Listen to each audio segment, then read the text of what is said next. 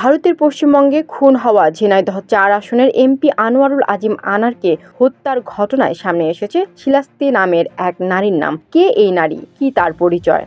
ঢাকা মহানগর গোয়েন্দা সূত্র বলছে, তাদের ধারণা শিলাস্তি নামের ওই নারী এ ঘটনার সঙ্গে জড়িত, কারণ তিনি ১৫ মে বিমানে করে মূল ঘাতক আমানুল্লাহর সাথে দেশে ফিরেন।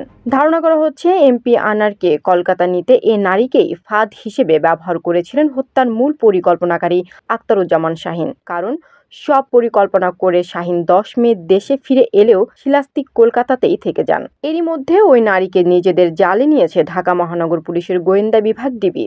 ঘটনার বিষয়ে তাকে জিজ্ঞাসাবাদ করছেন তারা। তদন্ত কর্মকর্তারা বলেন, এমপি আনার খুনের মূল পরিকল্পনাকারী আখতারুজ্জামান শাহীনের বান্ধবী শিলাস্তি রহমান। তার বিষয়ে বিস্তারিত তদন্ত চলছে। এদিকে সংসদ সদস্য আনোয়ারুল আজিম আনারের হত্যাকাণ্ডে কলকাতা থেকে আরও একজনকে আটক করেছে কলকাতা পুলিশ। তাকে সন্দেহভাজন হিসেবে আটক করা হয়েছে।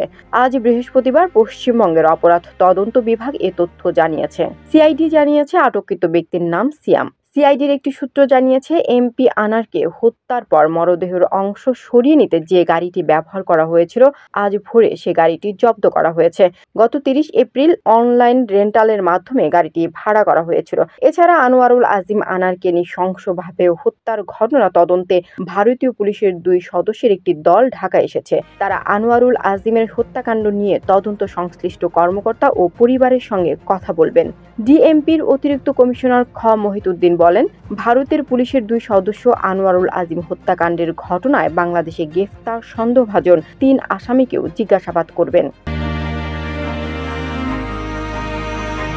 ঝিনাইদহ ৪ আসনের সংসদ সদস্য আনোয়ারুল আজিম আনারের মৃত্যুতে শোকাহত নেতাকর্মী, তার স্বজন ও শোভাকর্মীরা। আজও কালীগঞ্জ শহরে তার বাড়ির সামনে ভিড় করেছিলেন নেতাকর্মীরা।